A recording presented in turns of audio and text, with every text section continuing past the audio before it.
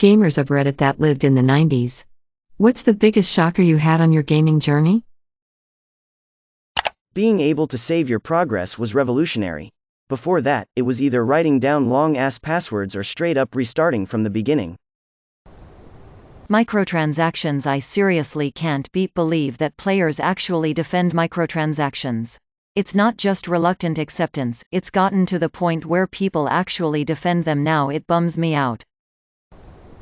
Not really a shocker, but the release of Diablo 1 happened to coincide with my college installing Ethernet in our dormitory. Rip my grades. Grand Theft Auto 3. My friend and I were 13. Let's be real, that's basically the intended target audience for those games, ESRB be damned. His mom's new boyfriend at the time was attempting, and quite frankly, succeeding, to impress him. So, his future stepdad bought him a PS2 and a copy of GTA 3. The moment the first mission ended, we were both awestruck at the fact you could go anywhere, in a fully 3D world far larger than anything we'd ever experienced. Up to this point, games had levels, you see. And each level contained well-defined boundaries, beyond which the game itself simply ceased to exist. But this, GTA 3's city was seemingly endless. You want to drive to that giant building on the horizon? Pick any car you see, hijack it and go nuts. Feel like walking instead? You could walk, sprint and jump from one end of a borough to the other, which honestly took at least an hour. Couldn't get up that hill or over that gate? Find something to ramp off of or, barring the presence of an incline, create a staircase out of crashed cars.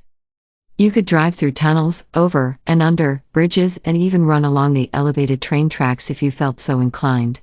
Any surface you could see, you could eventually stand atop. Figuring out how was half the fun.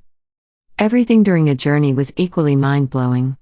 If you hit a traffic light with your car, it'd spark and collapse, blocking the intersection. If you rammed your vehicle into a concrete barrier, its hood would crumple or its doors would fly off. Oh, and that giant plate glass window at the car dealership?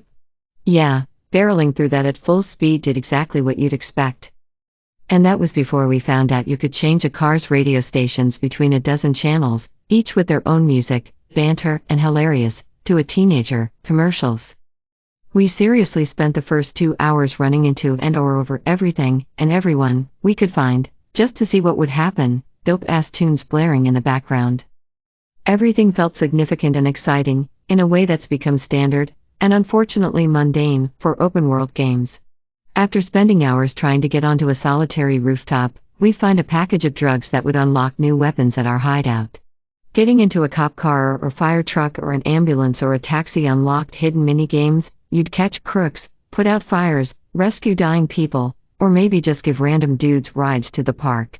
Even the simple act of finding an out-of-the-way alley or a hidden road meant something, in case you needed to recall such knowledge during a high-speed chase. Nowadays, most of this stuff is expected. In fact, when it's missing from an open-world game, things just feel empty. Plus, the fact it's expected sort of kills the sense of wonder, even if the graphics are way better and the gameplay is far smoother and the soundtrack is literally hundreds of songs deep. I'm really glad how gaming has advanced in the 2 decades since, but I do genuinely miss that sense of discovery and excitement, and pure beat mayhem. Sonic & Knuckles. It was a Sega Genesis cartridge game. There was a complete plot and you could play through the entire game as either Sonic or Knuckles, with slight differences to both the story and gameplay for each. The really crazy part, though, was that the top of the game cartridge opened up and you could plug in either Sonic the Hedgehog 2 or 3. If you plugged in Sonic 3, it would allow you to play through both Sonic 3 and Sonic & Knuckles. The 2 games were developed concurrently and released at about the same time, with a bunch of added features, gameplay. If you plugged in Sonic 2, which came out 2 years before the other games, it let you play through all of Sonic 2 as Knuckles, which dramatically changed gameplay in some way. If you plugged in any other game, it let you play a mini-game. I had Sonic 2 since it came out.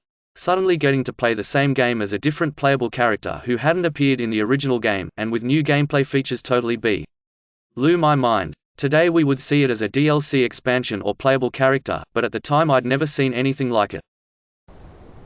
Probably the concept of living through the 90s being no longer the norm in the community. I read accounts of people talking about the super old system they grew up on, only to find out they're talking about a GameCube or a PS2.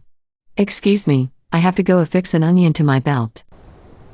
Mario 64 when it became three-dimensional was crazy. When 3D cards started to become mainstream in PC gaming in the late 90s. The original Tomb Raider was one of the first games I played both in regular 3D and accelerated 3D, and the difference was night and day. It looked and moved so much better. Probably when I was 9 and first played Doom. I couldn't play it in the dark because it was too scary. The original Doom. The MMORPG genre. EverQuest was the most amazing game I ever played. As a dumb middle schooler, learning that the different characters in Tony Hawk Pro Skater 2 were actual skateboarders blew my beep mind. Though they were all just randomly generated skaters with made-up names like Rodney Mullen or Chad Muska. I would say Metal Gear Solid. Changing the controller port to fight Psycho Mantis blew everyone away. Ocarina of Time at the Forest Temple. I saw a shadow of something that was apparently on top of my character, so I stopped moving, got close to the screen, and looked as it got bigger. Before I could react, yup, Wallmaster. The fact that games have stayed $60 all these years. Edit, I know prices have started going up. Point being, with inflation considered, game prices have stayed impressively stable in comparison to almost everything else. $60 in 1990 is worth $119 in 2020 for your consideration.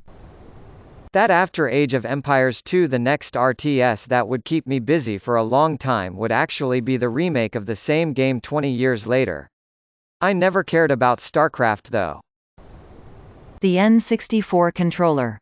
To this day, I've no beep idea what they were thinking. The first PlayStation.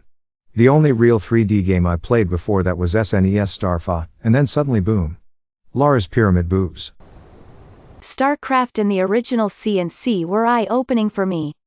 Also SimCity and The Sims. The first time I saw a fatality in Mortal Kombat. Half the fun of that game was the rumors that surrounded it. When that one proved to be true, I was both blown away and delighted. GoldenEye. There had been multiplayer games before, but playing this with mates all night after the pub was an added level of competitiveness. Still prefer that to playing online and not being able to give the same level of abuse to friends. The graphical jump between console generations, more specifically with two game series one played a lot. Namely Gran Turismo 2 to Gran Turismo 3 and Final Fantasy 7 to Final Fantasy 10, and in Final Fantasy's case, considering I never played X until around 2007, it was quite the jump to say the least. Playing Half-Life Deathmatch and seeing the red dot close to you. How amazing new games were in the 90s. On the PC it seemed like every new game had vastly improved graphics compared to the last one.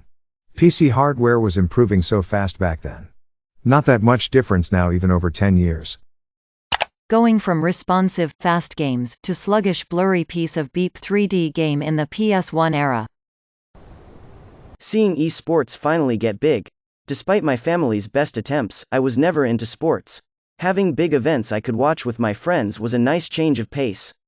If you were gaming in the 90s, you were a nerd.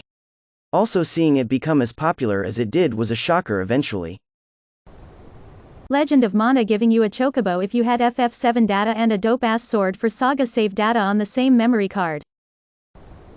The introduction of online games, Worlds, blew my mind. Early on, I had a family member that played MUDs, but they read a lot faster than me, so I just had them explain what was happening, but it was still cool. The first online games that I played on my own were Neopets and EverQuest around 1999. I was infatuated. I can't put into words how fantastic it was to be present at the cusp of the internet being integrated with games. Revealing that Samus is a woman. Going from Sega Genesis to N64 as a kid blew my mind. Getting Rogue Squadron for Christmas is still one of my best memories. This cave is not a natural formation. May your day be filled with joy and happiness. And please remember to like, share, and subscribe for more quality content every day.